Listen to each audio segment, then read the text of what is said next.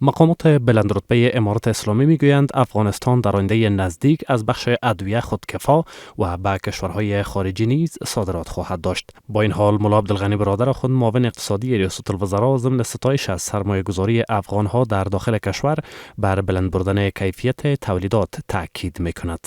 کیفیت درمل صحی اړخ د سالم انساني ټولنې ضمانت کوي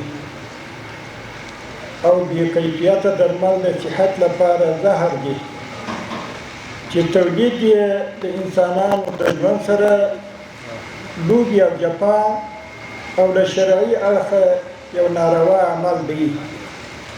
فابریکه لایف پرل امروز در حضورداشت مقامات بلندرتبه امارات اسلامی در کابل افتتاح شد. اعجاز الحق مجاهد نماینده این فابریکه میگوید فابریکه شان برابر با معیارهای سازمان بین المللی صحت ساخته شده است.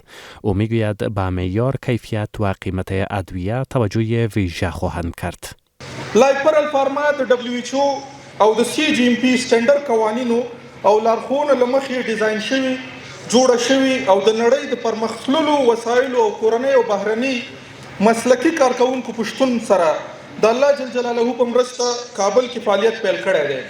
مقامات اماراتی و نمایندگان سکتور خصوصی که در مراسم افتتاح این فابریکه شرکت کرده بودند بیشتر سرمایه‌گذاران را به سرمایه‌گذاری در داخل کشور دعوت کردند. هغه چې په خارج کې دي د دوی نظر ډیره هیله لرم چې راشي که پرشتیا سره ځان افغان بولي که پرشتیا سره ځان د افغان بچی بولي او که پرشتیا سره ځان مسلمان بولي دا وخت دی چې د اسلامي امارت ملاتړ باندې او د دې اساس وخت چې نړۍ موږ نه خطر راتاو کړی دی او اقتصادي مشکلات جوړوي موږ ته امنیتي مشکلات جوړوي په دې وخت کې په افغانستان کې یو فابریکه جوړه کړي د خپلو بچیانو ته هغه ته کار زمینه برابره کړي.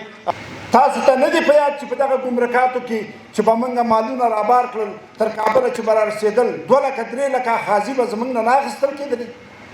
نن شکر دی د هغه حاضۍ نه خلاص شي په یو ګمرک کې مال محصول شي تر هر ولایته چې وړي فساد د منځه لاړ. مولوی نورجلال جلالی وزیر صحت عامه میگوید به جای قاچاق دوای بی‌کیفیت به کشور روی تولید در داخل کشور سرمایه گذاری شود.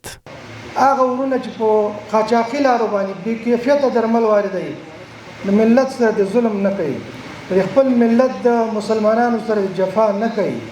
دغه خپل درمل چې موږ تاسو بل حال دلته تولیدېږي که په دې باندې نورم پانګونه وشي موږ د دې ورونو نه مننه کوو. در این حال قاریدین محمد حنیف وزیر اقتصاد میگوید اگر سرمایه گذاران به جای سرمایه گذاری در کشورهای خارجی در داخل کشور سرمایه گذاری کنند تأثیر چشمگیر بر اقتصاد افغانستان خواهد داشت. اگر سرمایه‌ای که در ایران است یا در امارات است اگر نصف از انتقال شد به افغانستان اگر ثلث از انتقال شد به افغانستان